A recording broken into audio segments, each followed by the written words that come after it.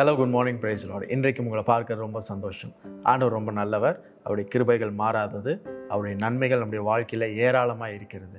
இன்றைக்கும் அவருடைய நன்மைகளும் ஆசீர்வாதங்களும் உங்களை தேடி வந்து கொண்டே இருக்கிறது.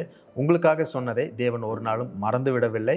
அதை நிறைவேற்றி கொண்டே இருக்கிறார். நீங்களும் நானும் அதை ஒவ்வொரு நாளும் பார்த்து ஆண்டவருக்கு நன்றி செலுத்துவதற்கு புதிய நாளை நம்மளுக்கு கொடுத்து கொண்டே இருக்கிறார். இன்றைக்கும் அப்படிப்பட்ட ஒரு நல்ல நாளாக இருக்குது. மத்தேயு 4ஆம் அதிகாரம் 4வது வசனத்தில் இப்படி சொல்லப்பட்டிருக்கு. அவர் பிரதியுத்தரமாக, மனுஷன் அப்பத்தினால் மாத்திரமல்ல, தேவனுடைய வாயிலிருந்து புறப்படுகிற ஒவ்வொரு வார்த்தையினாலும் பிழைப்பான் என்று எழுதியிருக்கிறதே என்றார். பொதுவாக நம்ம வளர்ந்து வரும்பொழுது நம்மளுக்கு இப்படி கற்றுக் கொடுத்துருப்பாங்க. யார் பேசினாலும் நம்ம திரும்ப பேசக்கூடாது, எதிர்த்து பேசக்கூடாது அப்படின்னு சொல்லியிருப்பாங்க. ஆனால் இன்றைக்கு தலைப்பு என்னன்னா, திரும்ப பேசுங்கள், எதிர்த்து பேசுங்கள். ஆகவே தலைப்பை மட்டும் பார்த்துட்டு போயிடாதீங்க, உள்ள என்ன சொல்லியிருக்கின்றது கேளுங்க. இயேசு கிறிஸ்து தனக்கு விரோதமாய் சோதித்த சத்ருவின் வார்த்தைகளுக்கு எதிர்த்து பேசினார், திரும்ப பேசினார். இப்போ நீங்களும் நானும் இயேசு கிறிஸ்துவை போல இந்த வாழ்க்கையில, ஆவிக்குரிய வாழ்க்கையில இந்த உலகத்துல வாழ்ந்து கொண்டு இருக்கிறோம். அப்ப கண்டிப்பா நம்முடைய வாழ்க்கையில சத்ரு நம்மளை பின்தொடர்ந்து வருவான், அநேக சோதனைகளை தருவான், அநேக பொய்களை நம்முடைய காதுகளில் சொல்லுவான். நிறைய சூழ்நிலைகள் நம்மளுக்கு எதிர்மறையாக எழும்பும். நம்முடைய விசுவாசம், நம்பிக்கை தளர்ந்து போகத்தக்கதான பிரச்சனைகளையும் சோர்வுகளையும் அவன் ஒவ்வொரு நாளும் கொடுத்து கொண்டே இருப்பான்.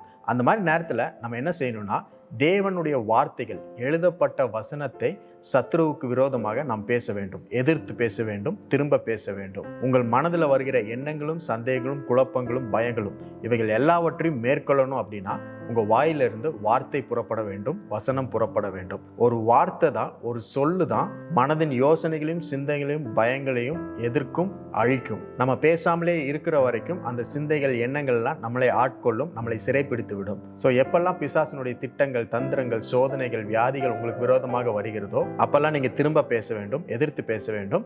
யாரை பார்த்துனா? பிசாசை பார்த்து. மீண்டும் சொல்கிறேன், மனிதர்களை எதிர்த்தல்ல, பிசாசை எதிர்த்து, அவனுடைய திட்டங்களை எதிர்த்து நாம் பேச வேண்டும். உங்க வாழ்க்கையில் நீங்க எதிர்கொள்கிற ஒவ்வொரு பிரச்சனைக்கும் வசனம் இருக்கிறது, அதற்கு தீர்வாக வார்த்தைகள் கொடுக்கப்பட்டிருக்கிறது. அவைகள் எல்லாவற்றையும் நீங்கள் எடுத்து திரும்ப அந்த சூழ்நிலைக்கு நேராக பேசும் பொழுது, சத்ருவுக்கு நேராக பேசும் பொழுது, எதிரிக்கு நேராக பேசும் பொழுது அந்த சூழ்நிலைகள் எல்லாவற்றையும் நீங்கள் மேற்கொள்ள முடியும். இயேசுவே அப்படித்தான் மேற்கொண்டார். அப்போ இன்றைக்கும் இந்த நாளிலும் நீங்கள் பார்க்கிற பிரச்சனைகள், சவால்கள், சூழ்நிலைகள் எவ்வளோ பெரிதாக இருந்தாலும் எல்லாவற்றையும் பார்த்து திரும்ப பேசுங்கள், எதிர்த்து பேசுங்கள், இயேசுவின் வார்த்தைகளை பேசுங்கள். திரும்ப பேசுங்கள், திருவசனத்தை திரும்ப பேசுங்கள், எதிர்த்து பேசுங்கள். இன்றைக்கும் அவருடைய வார்த்தை, வசனத்தை பேசும்படிக்கு ஒரு நல்ல நாள் ஆண்டவர் கொடுத்திருக்கிறார். அதற்காக அவருக்கு நன்றி செலுத்துங்க.